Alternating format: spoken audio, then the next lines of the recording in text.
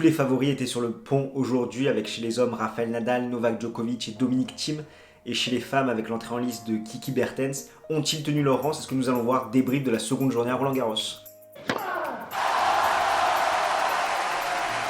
On commence tout de suite avec les hommes. Rafael Nadal aura mis 9 minutes à s'habituer aux nouvelles conditions du cours Philippe Chatrier, étant donné qu'il aura mis 9 minutes à conserver sa mise en jeu en début de partie après avoir écarté 4 balles de break, les seules balles de break que s'est procuré Hanfmann. Et derrière, l'Espagnol a totalement déroulé une routine pour lui.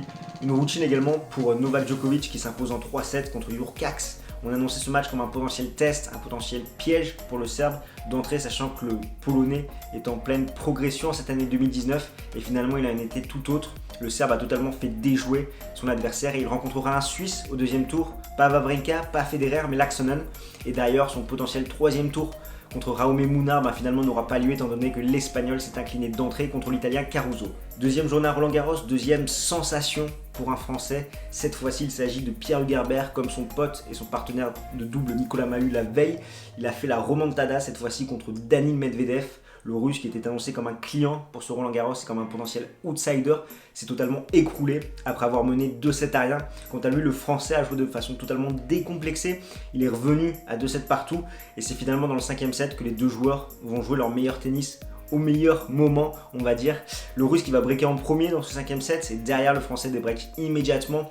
Ensuite, c'est vrai que Pierre Hugerbert va accrocher chaque jeu de service du Russe sans vraiment arriver à breaker. On pense qu'il a laissé passer l'occasion et finalement à la toute fin il arrive à breaker le Russe et il tient son engagement pour s'imposer pour vraiment une superbe victoire en simple. Et ça montre une fois de plus que la forme de Danil Medvedev est assez cyclique en 2019. Je vous rappelle un petit peu ses performances depuis le début de l'année. Finale à Brisbane, 8e de finale à l'Open d'Australie, titre à Sofia, demi à Rotterdam et ensuite ses premiers tours à Dubaï, 3e tour à Indian Wells, 8e de finale à Miami pour se réveiller en faisant demi-finale à Monaco, finale à Barcelone et derrière il enchaîne les premiers tours avec 3 premiers tours à Madrid, Rome et Roland-Garros. Donc on reverra le Russe que pour la saison sur gazon. Au niveau des victoires notables, on peut noter celle de Carreño Busta qui s'impose en 3-7 contre Sousa. Il se relance un petit peu l'Espagnol qui revenait de blessure. Londero également qui a battu Basilashvili en 3-7. Je rappelle que l'Argentin avait créé la sensation en s'imposant à Cordoba en début de saison. Wawrinka qui s'impose en 4-7 contre Kovalik.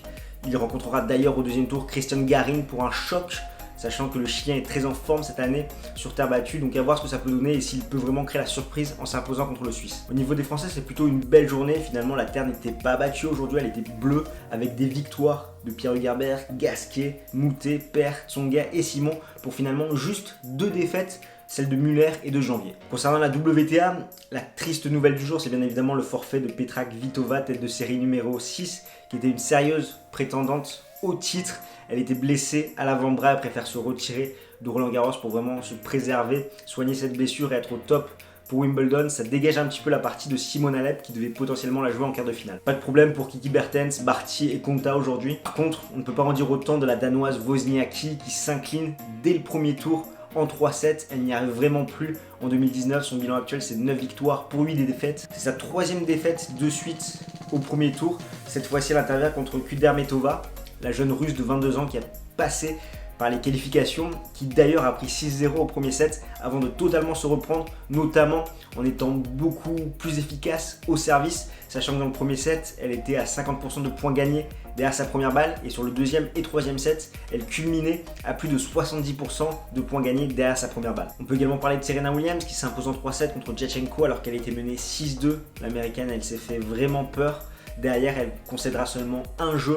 Toujours compliqué pour elle au niveau de ses déplacements latéraux, au niveau de sa défense, de ce petit pas d'ajustement, de cette glissade sur terre battue. Sa puissance est un petit peu moins fort qu'avant, mais ça reste tout de même suffisant pour passer ce premier tour. Elle a su hausser son niveau de jeu au fil de la rencontre.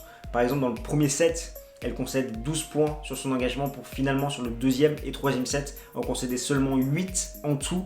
Au prochain tour, elle jouera Nara ou Jakupovic. Donc elle a moyen d'aller un petit peu plus loin, même si on a du mal à la voir en tant que favorite ou outsider sérieuse pour Roland-Garros. Petit mot également sur Yastremska, l'Ukrainienne, lauréate à Strasbourg, qui s'est imposée en finale contre Caroline Garcia, qui s'incline au premier tour de Roland-Garros en 3-7 contre Carla Suarez Navarro, une potentielle coupeuse de tête qui n'est jamais facile à jouer sur terre battue. L'Ukrainienne qui aura été au-dessus durant 2 sets, mais qui ne convertit pas ses occasions de break dans le second set, et derrière finalement elle s'écoule totalement, elle prend 6-0 dans le troisième set. La belle histoire du jour, c'est celle de Diane Parry, française, âgée de 16 ans, 457e mondiale, qui jouait son premier match dans un tableau principal, première victoire, et surtout c'est la plus jeune joueuse à gagner un match à Roland-Garros depuis 10 ans.